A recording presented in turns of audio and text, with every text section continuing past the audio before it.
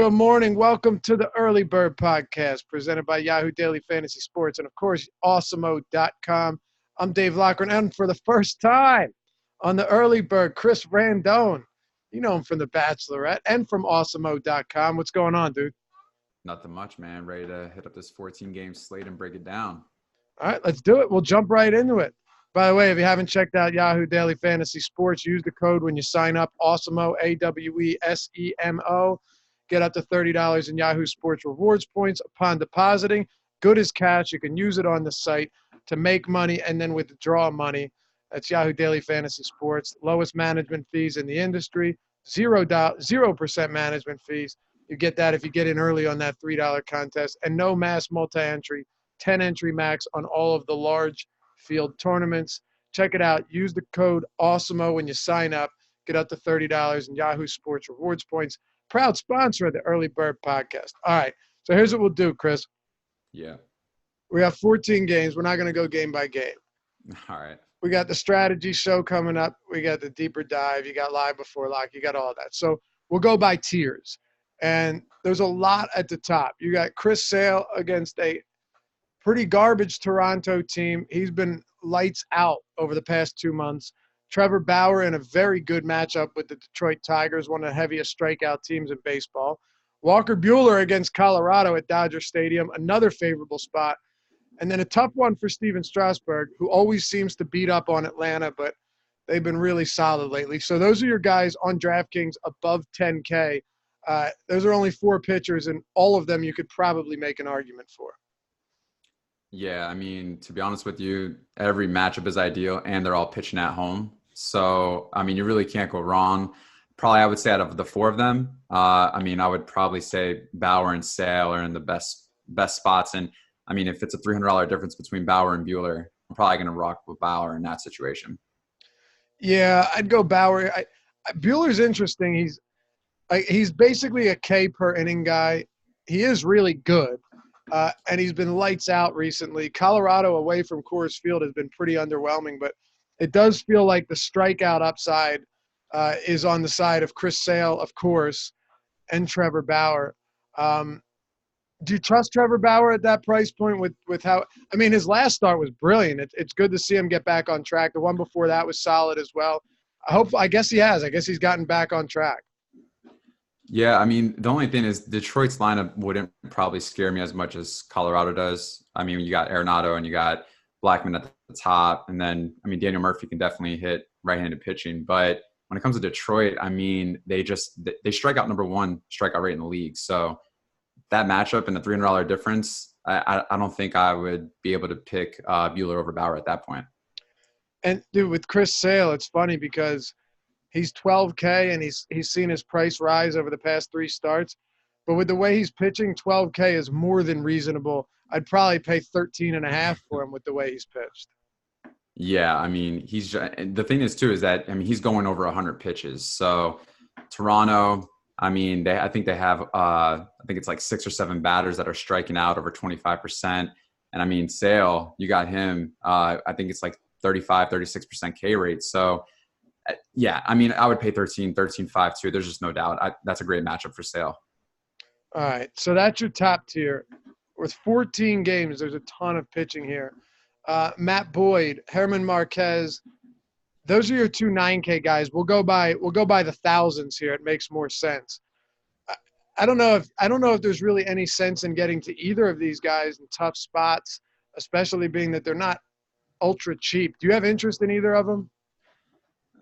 I mean, not really. Maybe not. Actually, I don't think I could see myself paying for $9,700 for Boyd. I mean, I will say this: Indians do throw out a few lefties in the lineup, and Boyd's, I think, only given up 1 run all year to the left side of the plate. So that would probably be my only level of interest when it comes to really picking these 2.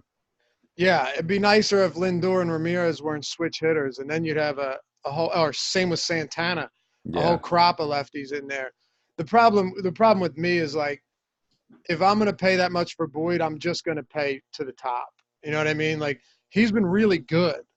He's been phenomenal, but the lack of strikeouts with Cleveland is the only thing that worries me. I think against lefties this season. Last I looked, they were like bottom 5 in K rate. It's not to say he can't get strikeouts, because he obviously can. Yeah, bottom 5th lowest K rate against lefties, 19.7%. That worries me. And Marquez is honestly one of my favorite pitchers. I love the guy. Uh, Excellent breaking stuff. He can pitch in and outside of Coors. But the Dodgers are just so loaded from top to bottom. Yeah, they're actually top 5 across the board when it comes to facing righties at home. And I mean, they'll definitely throw Jock Peterson at the top of the order. Bellinger is definitely another scary. And then you got also Chris Taylor, who's actually been on a little tear lately. So, I mean, to be honest with you, when it comes to probably lineup situation, I would say Boyd has the better lineup situation compared to Marquez. And I love Marquez too. And if it was just a different scenario, a different team, maybe that's probably the route that I would want to go. All right. Yeah, I don't disagree. Mike Leake is 8,700, man. I know. $700 on Mike Leake. Outrageous. It's against Baltimore. He's been decent enough, but the problem is, you look at it, his strikeouts, like, are you going to pay almost $9K for a guy that strikes out 7 batters per inning? To be honest with you, I mean, Mike Leake is an interesting pitcher, and I'm not paying that high of a price point for him. Granted, I mean, he does probably have a good matchup against Baltimore at home. Baltimore, they have 5 or 6 guys that strike out over 30% of the time. But, I mean, Mike Leake's only striking out 17.3% of batters this year. It's just something where I'm not paying up for a low strike rate. No, and he's striking out 13% of righties. He might not walk them, but he makes up for that with 2.5 home runs per 9. Like, these are not good. He's got a 5.5 xFIP against them, an 8% swinging strike rate. Like that. That price to me is outrageously high. I don't care what team you're facing. I don't care if Mike Leake's been decent. It's really tough. Like, honestly, I'd rather go with Griffin Canning at 85 and hope that he gives me 10 Ks. And I don't even know if I'm interested there. So you've got Leake, Griffin Canning. How about this? Dallas Keuchel added to the Braves roster, making his 2019 debut here after holding out for 2.5 months. And then James Paxton and Aaron Nola. So, I mean, it's crazy to me, dude. Let's just get to the point. Let's just not beat around the bush. I like Keuchel. I think Keuchel might be probably one of my top pitchers that I want to roster going into this slate. He just finished up his last minor league outing, and I know people are worrying if he's going to have the rust or if he's going to have a heavy pitch count. He just threw 106 pitches in his last minor league start, scoreless, gave up 1 hit, struck out 9 batters. So if anyone's wondering if he's missing any stuff or if he's going to have a high pitch count, I think that should give you all the answers right there. All right. I want to talk about the most egregious pricing on the site, though. Aaron Nola, I get it. He hasn't been very good this season, and he's obviously had some struggles. But how about this? He's striking out north of a batter per inning still on the season. He is among the league leaders in called plus swinging strike rate. He leads the league in called strikes. Like, that's how pinpoint his command has been in most cases. And then he'll hang a curveball and give up a home run. But the way I see it is 8K against the Marlins. Even at Philly, I don't see how it's so hard for me to get away from that, regardless of whether or not he's been great or terrible or in between like he has been. I mean, he's still – look, he's 8K. Basically, dude, put it this way. He's $300 more than Adam Wainwright was yesterday. He's $200 more than Ponce de Leon was the other day. And he's still striking righties out at, 24% on the season, 23.5%. It's tough for me to get away from him. Yeah, I mean, and he's facing one of the worst teams in the league when it comes to offense. I mean, to be honest with you, when you have a pitcher who, regardless of what the season's been like, you're facing a team that is not the greatest, you're at home, and you strike out 25% of the batters at a time, I mean, I'm going to pay $8,000 for that pitcher. Any day of the week. Anybody else in this 8K range, Canning, Paxton, that we haven't talked about before we move on? Nah, I think that's pretty much it. Paxton, maybe a few shares, but other than that, no one else. Yeah, he's been all over the place. He's It's hard. so It's hard to good. trust him. I know it sucks because he's so good. I mean, he really is one of the best lefties in the league when he's fully healthy. And my guess is Nola's going to be ultra chalk on this slate. So if you wanted to get leverage on a Paxton, I get it, but it's going to be really hard to get away from Aaron Nola here, whether he performs well or not. 7K's got a bunch of guys. I don't know if any of them are worth rostering, but we'll talk about it. Sonny Gray against Milwaukee, Brad Peacock against the Yankees, Martin Perez against Kansas City. Jalen Beeks is your probable long man against Oakland. You can't pay that much. Alcantara against Philly, and Trent Thornton against Boston. These are all kind of tough spots. Anything that stands out to you? The only person I would consider is Martin Perez. I mean, outside of that, though, I can't pay up for a reliever 7,600 for Beeks. I mean, it's just not guaranteed. And other than that, I just don't see any matchups that really favor me rostering Brad Peacock. There's just no way. No, and even like Perez, I'm a fan of Perez, and I don't hate this matchup, but like Nola's 8K. It's just crazy. Even I don't even know if I could pay more for. I don't even know if I could play Perez when I know Paxton's 8,100. Like it's so hard to get there. It's so tough to get there for me. Jeff Samardzija against Arizona, Taylor Clark against San Francisco. This is where it starts to get ugly.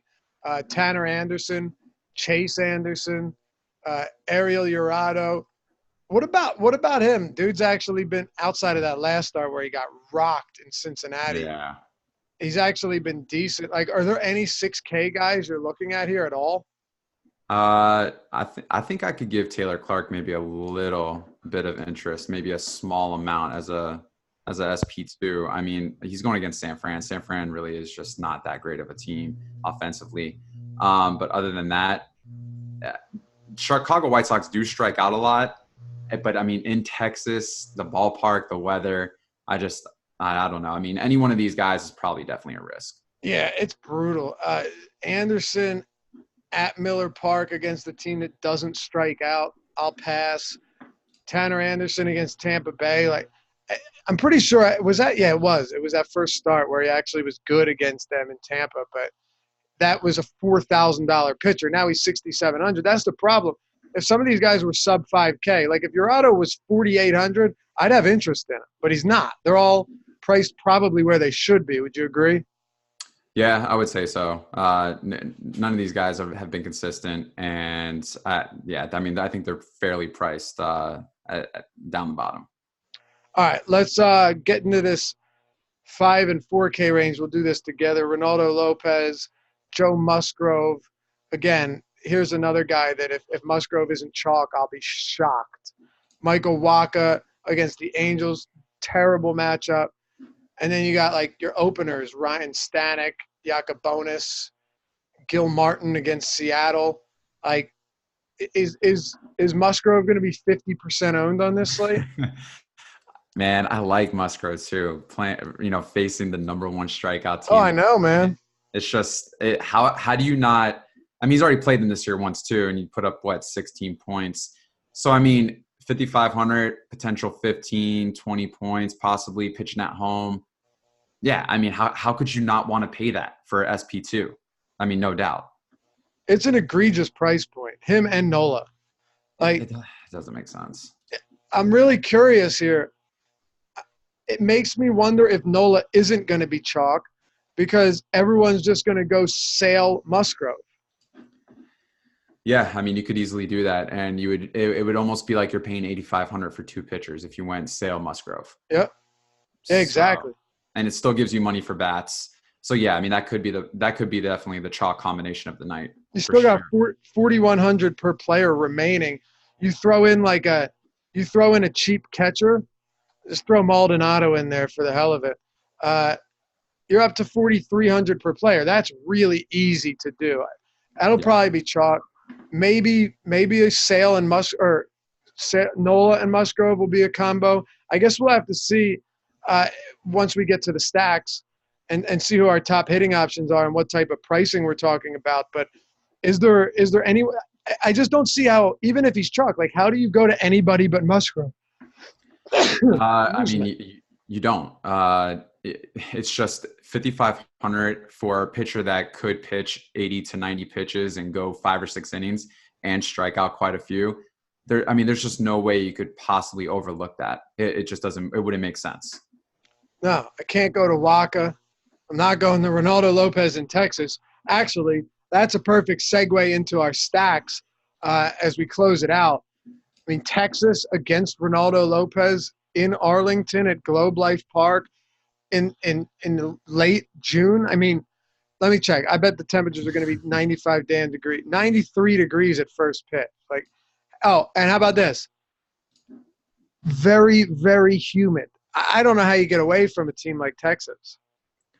I mean, yeah, 208 ISO at home versus right-handed pitching. Ronaldo has just not been good at all. Given up a lot of contact, given up a lot of bombs. I mean, to be honest with you, this is if the weather's right, and it's just a dream scenario for Texas. All right, let's see if we have. Do we have totals? Probably don't have totals on all these games yet. It's still pretty early in the night. I would like to see if we did, but who are your top stacks right now? Looking at this 14 gamer, and the crazy thing is, you can pretty much this slate. In a way, it kind of sucks because you can kind of do whatever you want. Like if Nola's in a very good spot, Musgrove's in a good spot. You play them together, you can do whatever the hell you want. So What teams are we looking at? I don't even think price matters at this point. No, I to be honest with you, I would say I like Minnesota, Texas, maybe Cincinnati going up against Anderson. And then one sneaky play I would say would be Houston against Paxton, depending upon kind of where the ownership lies there. And I like the Dodgers against Marquez. Yeah, this spot for Paxton is a tricky one because he's shown that when he's off, he's just been unbelievably off. And I don't know what to make of him right now. I'm assuming that it's just kind of a glitch in the system and he'll be back to where he was, but I'm not necessarily sure if that's the case. What about Sonny Gray here? He's been good this season. You don't have to like either side, but do you have any interest in Gray or in this Milwaukee side at Miller Park? Yeah, I actually like Gray a lot. We didn't really talk about him, but Milwaukee strikes out a lot against right-handed pitching. And he pitched there previously earlier this year at Miller Park, had a great outing. I think he struck out 6 or 7. So I don't mind Gray. He's actually not really giving up a lot of hard hits. He's striking out 27% of the time batters. So that to me, I would think Gray would be more favorable play rather than rostering the stack of Brewers. Yeah, I think the way I see it is this Brewers team, like what they did to Verlander, they struck out 15 times and hit 3 solo shots. Mm-hmm. It just seemed like one of those teams where they could score 4 runs and the pitcher still has a really solid start. And Gray's strikeout stuff this season has been solid. He looks like an entirely different pitcher than he was in New York last year. Yeah, I don't think it's crazy at all to consider Gray a decent option. And again, like Nola's probably going to be the second or third most popular pitcher on this slate. So there are some decent pivots here. It's not a crazy idea. Before we head out, I'll ask you about a couple other teams and get your take on them. Arizona against Samardzija, who has been, to a large extent, a total gas can this season. Any interest in Arizona? Yeah, I would say Christian Walker. I would say Marte. And I wouldn't mind probably sprinkling a little Peralta or Adam Jones in the mix. All right. And last one here, because we do have a lot of high-end pitching. You've got Junis down here at 6,300. Minnesota's had a monster run total, it seems like, every night over the past month. Junis has been better at preventing home runs this year, but he's still allowed 15 of them. What is your take on this matchup for these Twins bats against Junis at Kauffman Field? I'm all over Minnesota in this situation. I couldn't see myself rostering Junis. Minnesota also brings a lot of discipline to the plate, so they don't strike out a lot. They like to put the ball in play. They're probably going to have another high run total. Kansas City's actually been a great park this year as far as scoring runs. I like Minnesota a lot. Probably we overlooked them. Actually, I didn't mention them. Minnesota is probably one of my top stacks of the night. All right, and last question for you here. You're doing a single entry tournament. You're doing a 4-and-4 stack, right? Mm-hmm. Which two teams are you stacking in a single entry GPP? I would say Minnesota and Los Angeles. All right. I'll throw Texas into the mix as well. Texas, I think they tear Lopez a new asshole in this one, man. I would not be surprised to see him out by the second inning. I really wouldn't. This could be a brutal outing for Ronaldo Lopez. I agree. All right, man. Well, that'll do it. First time, not so bad, huh? Yeah, man. No, it was quick and dirty. That's the way I like it. And let's see what happens tomorrow. All right. Where can they find and what is your article that you've been producing over there on Awesemo.com? Yeah, man. I've been doing the roses of the day on Awesemo.com. I've been doing like top stacks, surprise pitchers. And you can check it out 3-4 times a week. And shows up, on the website, on the homepage. There you have it. Homepage, roses of the day, Chris Rendon. We will be back with you tomorrow on the Early Bird. We also got closing out the work week with the strategy show, with the deeper dive, live before lock, all the content on the site. If you haven't got your Awesemo subscription yet, use the promo code EARLYBIRD, get 50% off your first month. Ownership, player projections, lineup builder, fantasy cruncher add-on, everything. All the articles. There's some free content. You can always check our stuff out on YouTube for free. But if you want to get a look behind the curtain, all the tools that Alex Baker, Awesemo himself, uses each and every day to win all that money, that's where you want to be, Awesemo.com. Use the promo code EARLYBIRD. All one word, get 50% off your first month. All right, we'll be back with you tomorrow. Good luck. Peace.